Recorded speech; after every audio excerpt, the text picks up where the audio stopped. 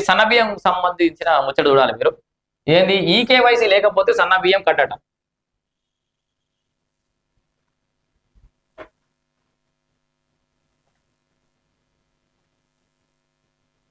So ఈ KYC లేకపోతే సన్న బియ్యం కట్. భవిష్యత్తులో ప్రభుత్వ పథకాలు కూడా బంద్ అవుతాయట. అర్థమైందా? ఈ కేవైసీ ఖచ్చితంగా చేయించుకోవాలి. భవిష్యత్తులో ఈ ప్రభుత్వ పథకాలు కట్ కాకుండా ఉండాలంటే ఖచ్చితంగా ఈ కేవైసీ వేయించుకోరి. మరి సన్న బియ్యం వస్తున్నాయి, అసలే సన్న బియ్యం కట్ అవుతాయట. జాగ్రత్త తెలంగాణ ప్రజలంతా. ఈ నెలాఖరు లోపు లబ్ధిదారులు పూర్తి చేసుకోవాలంటే డిసెంబర్ 31 లోపల మీరు ఈ కేవైసీ వేయించుకోకపోతే సన్న బియ్యం కట్ అవుతాయి. 5 ఏళ్లలో పిల్లలకు అవసరం లేదు.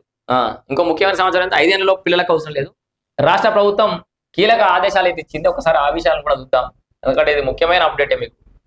సన్న బియ్యం కట్ ఇగో ఈ కేవైసీ కుటుంబ సభ్యులంతా చేసుకున్నట.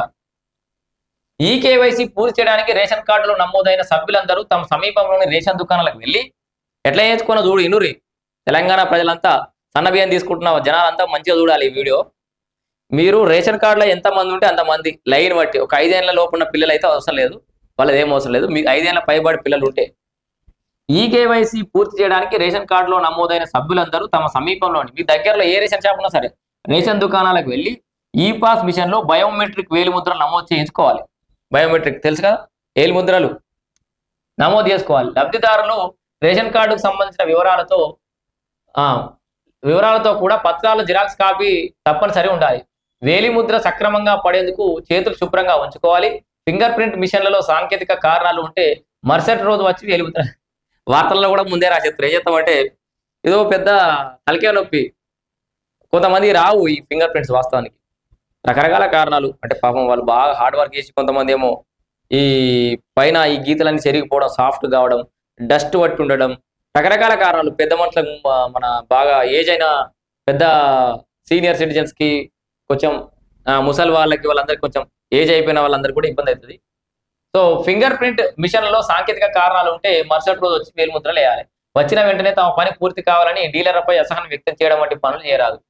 ముందుగా మంచిగా రాసి వాళ్ళు రేషన్ డీలర్ వాళ్ళే మంచిగా చెప్పినట్టు వాళ్ళ మీద లొలి పెట్టద్దట. ఇవాళ వేలిముద్ర రాకపోతే రేపు రావాలి. వచ్చినాడు ఒక అర్ధగంట నిలబడాల్సి వస్తే నిలబడాలి, కానీ రేషన్ డీలర్ మీద లొలి పెట్టద్దామని కూడా రాసిరు మంచిని. ఆలస్యమైన ఈ కేవైసీ చేయించుకుంటే సన్నబియ్యం పంపిణీతో పాటు ప్రభుత్వ పథకాలకు అర్హులవుతారు. అదేవిధంగా గ్యాస్ సబ్సిడీ, ఉచిత విద్యుత్ పథకం కూడా వర్తిస్తుంది.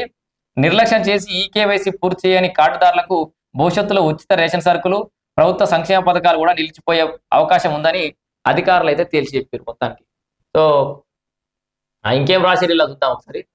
40% కొత్త రేషన్ కార్డులకు వేలిముద్రలు పూర్తి అయిపోయినాయి. 5 ఏళ్లలో పిల్లలకు అవసరం లేదు.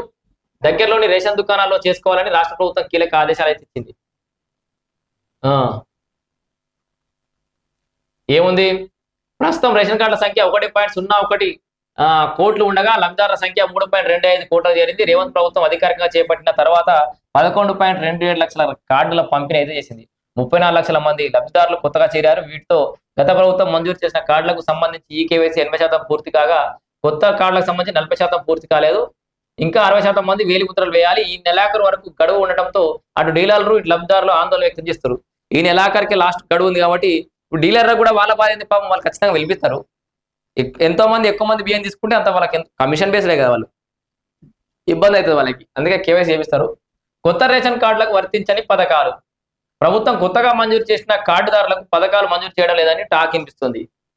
కొత్త రేషన్ కార్డుల పంపిణీ ప్రభుత్వం ఈ ఏడాది జనవరి 26న ప్రారంభించింది. అప్పటి నుంచి ఇప్పటి వరకు 5 విడతల్లో 11 లక్షలకు పైగా కార్డులు మంజూరైనాయి. ఎన్ని? 11 లక్షల రేషన్ కార్డులు ఇచ్చింది కాంగ్రెస్ ప్రభుత్వం ఇప్పుడు. వారంతా తమ చుట్టుపక్కల రేషన్ కార్డులు ఉన్న వారికి 200 యూనిట్ల వరకు ఉచిత విద్యుత్ లభిస్తోంది. గడ్డ గ్యాస్ సిలిండర్ 500కి వస్తుంది. తమకు రావడం లేదని ఆందోళన వ్యక్తం చేస్తారట. ఎందుకంటే వీళ్ళకి మరి రేషన్ కార్డులు అయితే వచ్చినాయి కానీ ఆ ఉచిత పథకాలు వస్తలేవని చెప్పేసి ఆందోళన వ్యక్తం చేస్తారు. సో అది కూడా ఆలోచన చేయాలి.